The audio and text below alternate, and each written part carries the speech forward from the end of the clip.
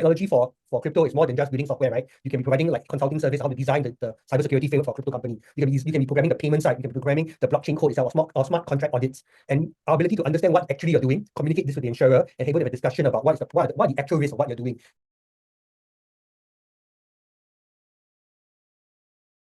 Accounting crypto means thousands of transactions, fluctuating prices, multiple wallets, exchanges, and bank accounts. One mistake means inaccurate reports, compliance risks, and wasted hours. KoinX Books simplifies it all. Seamlessly import transactions, automate categorization, and get real-time insights. Fast, accurate, stress-free. KoinX Books, your solution to the chaos. Hi everybody. Welcome to the Web3 Accountant Radio Season 2. Today we have with us Andrew from Anapi. Andrew, nice to meet you. Hello, nice to meet you too. Yeah, Andrew, can you introduce yourself in a few sentences? Okay. Hi everyone, my name is Andrew. I'm the co-founder of Anapi. We are a specialty insurance broker for corporates. So we focus mainly on the startup and fintech space, including blockchain and crypto companies. Wow. Yep. I see in the latest greetings that you have for your clients on LinkedIn, you actually closed 300 clients last year. This is very impressive for an insurance firm. Can you share more about it? Sure. Most of these clients are actually not directly crypto or blockchain companies themselves. They are the service providers for this company. So a big proportion of them are technology vendors. When you start working with bigger crypto companies, they will require, some of the bigger ones now, will require you like bigger institutionals to buy insurance. Things like professional indemnity, general liability, and cyber insurance. These are not easy insurance products to get off the shelf. And so a lot of times through word of mouth or through friends, right, these clients will come to us and asking for cover. I think why we're able to get so many of these guys is we actually understand deeply the technology space. Technology for crypto is more than just building software, right? You can be providing like consulting service, how to design the cybersecurity framework for a crypto company.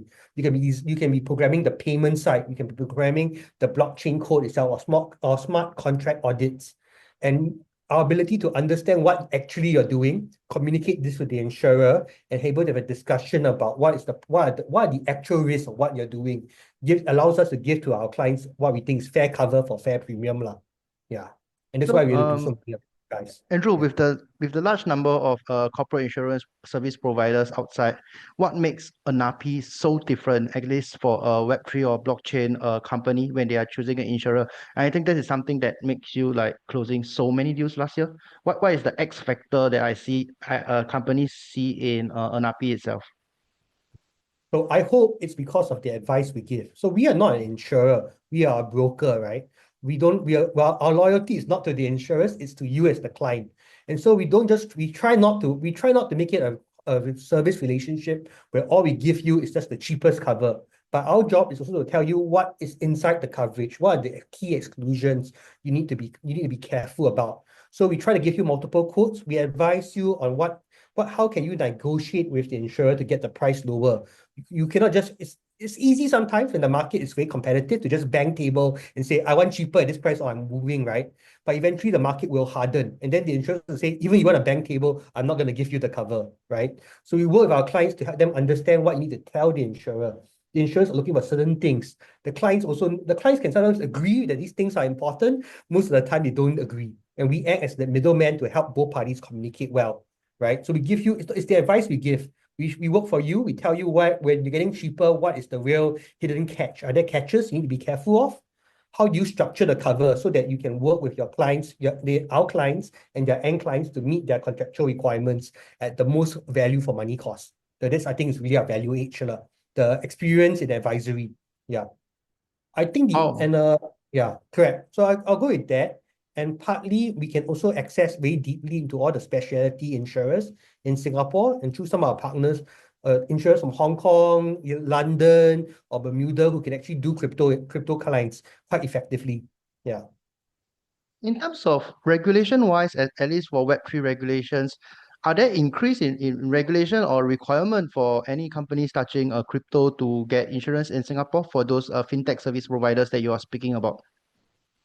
So there's not really regulation. MAS, we feel, is not that stringent. We do see some requirements from MAS every now and then, most of it is clearly going to come out you're doing retail. You're handling retail customers, MAS is most likely going to ask you to get some insurance cover in some way or form, or your fund manager. Instead, where we see the need comes from is more your your larger corporate customers. Give you an example, cyber breaches globally. The risk normally doesn't come from the big institutional themselves. It comes from your service vendors. So I'm a big corporate customer, right? A big corporate custodian. All my cybersecurity vendors, technology vendors should buy cyber insurance because the breach is most likely come from you and not from the custodian themselves. And when there is a breach, you need to make sure that you have insurance cover to support yourself, defend yourself, and so they can also recover money from you if needed be. Yeah. Wow, this is very exciting. So I think the other part about insurance is for the 300 sales that you have made very exciting. And are there some exciting claims which you would like to share about it? This one's interesting. Most of our claims come from, I guess one big area is fraud. Usually our clients don't commit fraud. Touch wood, if you are committing fraud, please don't come to us, right? But usually your subcontractors, your vendors down the line that committed fraud. And because of that, you are liable for it, right? And then your clients go after you for it. So most of our cases are actually fraud related. That's one interesting trivia. The other interesting trivia is that most of the claims, right, normally what will happen is that you're notified. Insurance policies are quite interesting in the sense that it works on the claims occurrence basis and not claims basis and not occurrence basis. So it's not when did the wrongful act occur, it's when do you notify the insurer for the claim. This can mean you can buy a policy, for most policies, if you buy during the 2025 period, for example, you notify the insurer and it is accepted that this is a wrongful claim. You buy a professional indemnity policy during the 2025 period. You notify the insurer during 2025, and they accept that you have lodged a legit circumstance to a claim. In 2027 or 2028, you can actually activate the policy and the claims can still go through. Most of our claims sometimes are notified during the policy period, but the actual lawsuit defense cost can last for 2 or 3 years. And we're actually going through 2 or 3 claims where this is happening right now. The policy is already expired, but because the claim was lodged in that policy year, we're still helping them to handle the claim. I think this is also where a good broker comes in, right? Because when we handle claims, right, I'm not just like your mailbox to go left, right, back and forth between you and insurer. I'm actively advising the client what to say, what you should not be saying, and making sure reminding them you have to be what can you say in the most truthful way possible to get the insurer to still pay your claim. Yeah, and so we do a lot of that advisory work on the claim side. Yeah. Yeah. Most Thank most you. interesting claim would be we have a case right now, and I cannot be too detailed about it, but there's a lot of issues in Indonesia regarding fraud, and we help our clients to cover themselves from their investors and their shareholders because of these fraud related issues. Yeah. I see. Yeah, I think fraud is something that cannot be avoided. And I thank Andrew today for sharing so much. So today, if you require corporate insurance, at least in Singapore, etc., please do contact Andrew. And if you like our episode, please do subscribe to the Web3 Accountant Radio. Thank you.